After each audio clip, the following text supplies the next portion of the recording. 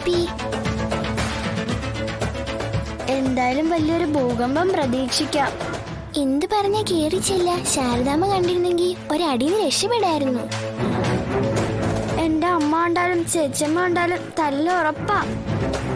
ഭാഗ്യം ശാരദാമ്മ വരുന്നേ. നമ്മള് മനസ്സിൽ കണ്ട പോലെ.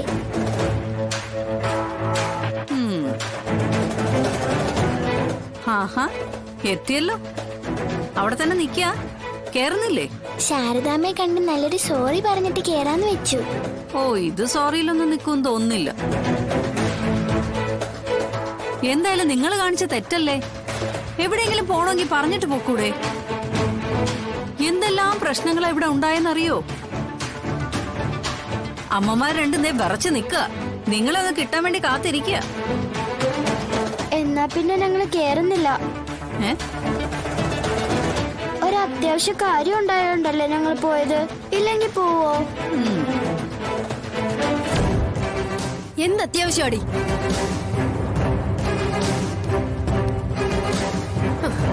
അതിന് നീയൊക്കെ എന്തിനാ സുസ്മിതയുടെ വീട്ടിൽ പോയേ? അവിടെയാണോ നിന്റെയൊക്കെ അത്യാവശ്യം ഇരിക്കുന്നേ?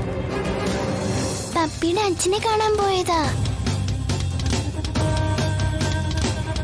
പ്രോജക്റ്റ് സബ്മിറ്റ് ചെയ്യാത്തോണ്ട് ടീച്ചർ പപ്പിയോട് പറഞ്ഞു അച്ഛനെ വിളിച്ചോണ്ട് വന്നാലേ ക്ലാസ്സിൽ കയറാൻ പറ്റൂന്ന്. ഒരച്ഛൻ എന്നിട്ട് അയാൾ വന്നോ? അയാൾ വന്നോന്ന്? വരില്ല. കാരണം അയാൾ നമ്മുടെ ആരുമല്ല. എന്റെ ഭർത്താവായാലല്ലേ അയാൾ നിന്റെ അച്ഛനാവത്തുള്ളൂ. അയാൾ എന്റെ ഭർത്താവും അല്ല, ആരുമല്ല. നിങ്ങൾ തമ്മിൽ വഴക്കായതിന് ഞാൻ എന്ത് ചെയ്യാനാ? ഇനിയിപ്പൊ നാളെ ഞാൻ ക്ലാസ്സിന് എങ്ങനെ പോവും? നീ ക്ലാസ്സിൽ പോണ്ട. ഞാൻ പോവും. പോടി. എന്നെ ധിക്കരിച്ച് നീ എങ്ങോട്ടെങ്കിലും പോവോ?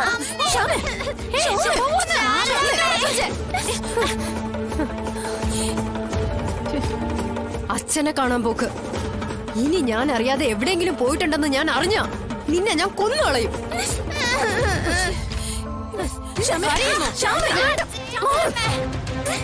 ഇനി അവളെ തല്ലരുത്.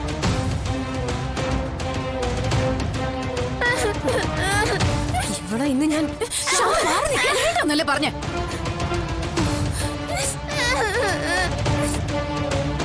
ഓ, അത് ശരി. എനിക്കിപ്പോ എന്റെ മോളെ തല്ലാൻ പോലും സ്വാതന്ത്ര്യം ഇല്ലല്ലേ? മക്കളെ തല്ലാൻ പാടില്ലെന്നല്ല. കാര്യം എന്താന്ന് നമുക്ക് മനസ്സിലായില്ലേ?